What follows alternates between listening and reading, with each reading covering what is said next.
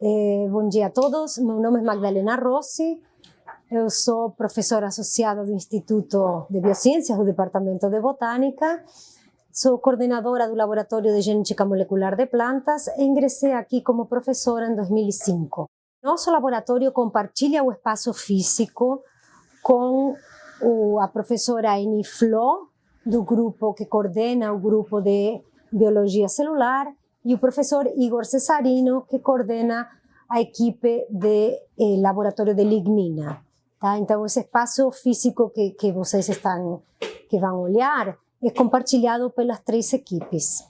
Nosso laboratório investiga genes que determinam a produtividade e a qualidade nutricional das culturas. Então, no momento, temos duas grandes linhas no laboratório, uma trabalhando com uma família de proteínas que participa da sinalização luminosa, determina a formação e diferenciação de cloroplastos. Isso é muito importante para a produtividade e também para a qualidade nutricional. E a outra grande linha trabalha com o metabolismo de vitamina E. Nosso laboratório foi pioneiro na caracterização da rota bioquímica de vitamina E em tomateiro e atualmente temos uma linha de engenharia genética que visa aumentar o conteúdo de vitamina E no fruto do tomateiro. Então, nossas atividades se dividem em diferentes ambientes. Este laboratório onde estamos filmando agora é o laboratório de Biomol. Então, neste laboratório, nós fazemos todos os procedimentos de engenharia genética, clonagem, análise de DNA e RNA, tá? E as técnicas que são feitas aqui são, por exemplo, transformação genética de bactérias, análise de fragmentos de DNA e RNA por eletroforese, tá? E também algumas extrações bioquímicas para, por exemplo, medição de açúcares.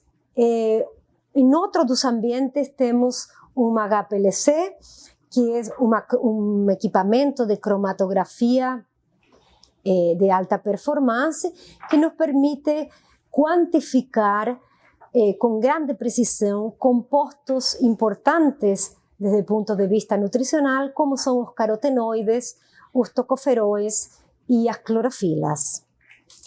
Temos outro ambiente onde a gente faz as plantas, obtém as plantas transgênicas, tá? Então, a partir de fragmentos de tecido, a gente transforma e obtém plantas geneticamente modificadas. E depois também, grande parte do nosso trabalho se dá na casa de vegetação, onde cultivamos as plantas transgênicas ou não, fazemos os experimentos e coletamos amostras para posterior análise. Aqui estamos no laboratório de eletroforese e isso que vocês estão vendo é um gel de agarose que a gente utiliza para fazer eletroforeses e analisar o tamanho e integridade de fragmentos de DNA e RNA. Então, aqui estamos vendo umas plaquinhas com fragmentos de cotilédones de tomateiro, que foram deixados por 24 horas em contato com uma bactéria que vai transferir o gene de interesse no genoma destas células. E desta forma, nós obtemos uma planta transgênica mexendo no meio de cultura com hormônios de maneira de diferenciar uma gema apical e posteriormente raízes. Tá? Então, a partir destes fragmentos que vemos aqui, vamos obter plantas inteiras com caule, folhas e raiz transgênicas. Bom, aqui estamos na sala multiusuário do Departamento de Botânica, onde temos equipamentos de grande porte de uso compartilhado, não apenas para a comunidade do Departamento de Botânica, mas para todo o IB e quem precisar da USP. Em particular, eu queria mostrar para vocês estes equipamentos aqui. São máquinas de PCR em tempo real, que hoje ficaram muito famosas porque são a principal técnica utilizada para a detecção do vírus do Covid. Tá?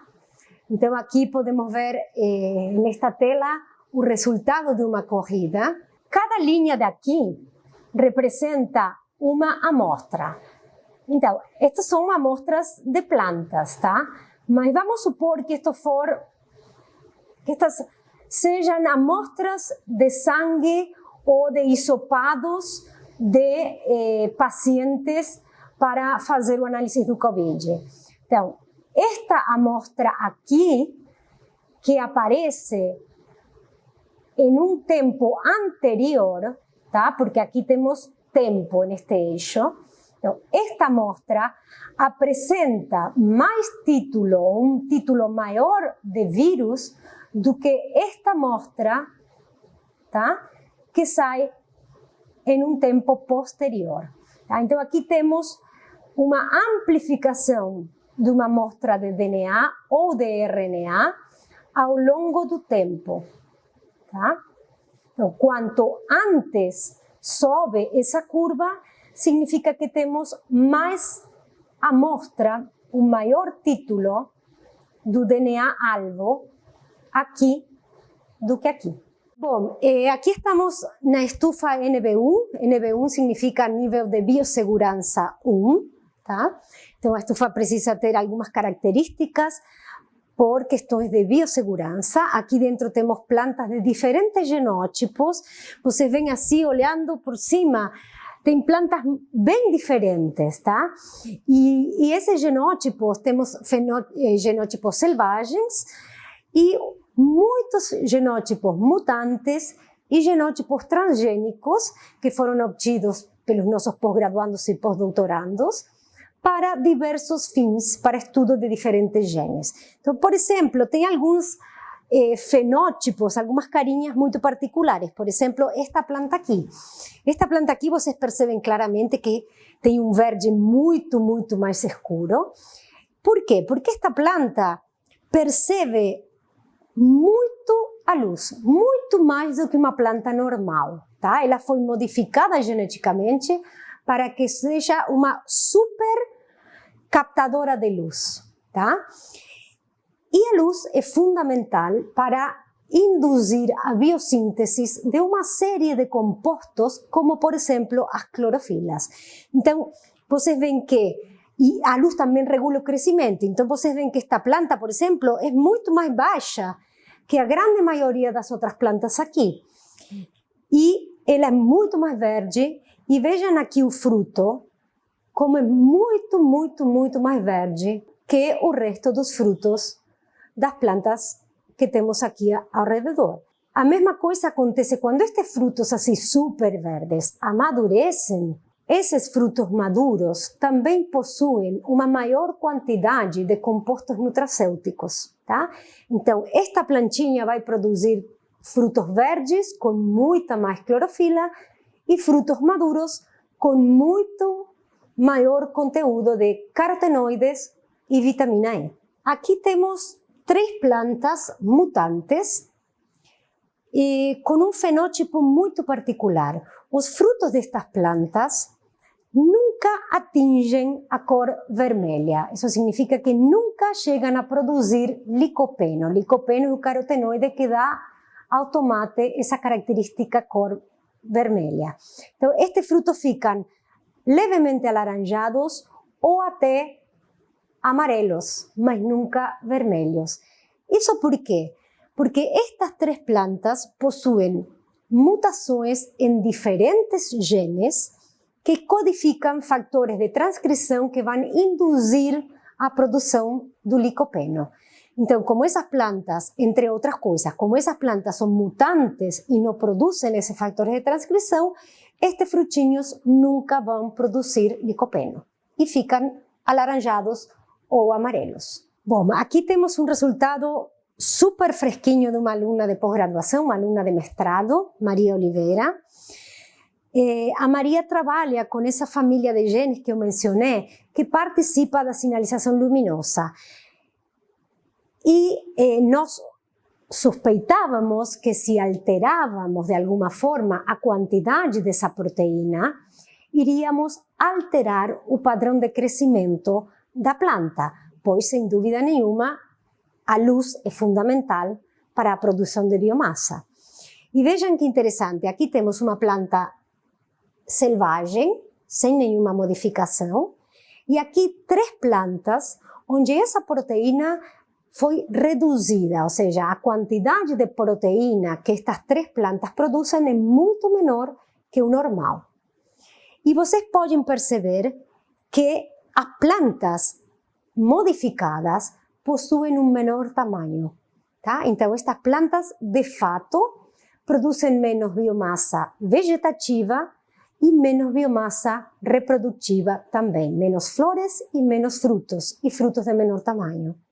Produtos ou linhas a destacar do nosso laboratório, como mencionei anteriormente, fomos os primeiros que caracterizamos a rota biosintética de vitamina E em Solanum lycopersicum, o tomateiro. Temos publicado algumas patentes, em particular com um gene, a caracterização de um gene que aumenta a produtividade. Estamos agora tramitando uma outra patente com um gene que altera a morfologia das folhas, e isso é importante para a resistência seca, por exemplo. E depois, assim, geralmente os pós-graduandos obtêm resultados suficientemente expressivos como para que as publicações da equipe sejam em revistas de alta qualidade na área de fisiologia vegetal. Tá?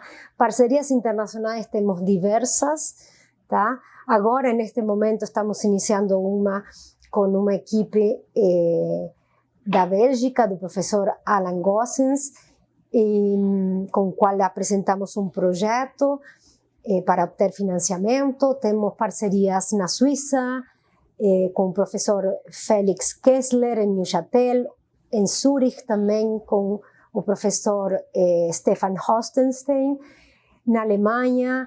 Enfim, diversas parcerias que permitem aprimorar as nossas pesquisas e, sem dúvida, fazer com que os nossos pós-graduandos tenham uma alta qualificação.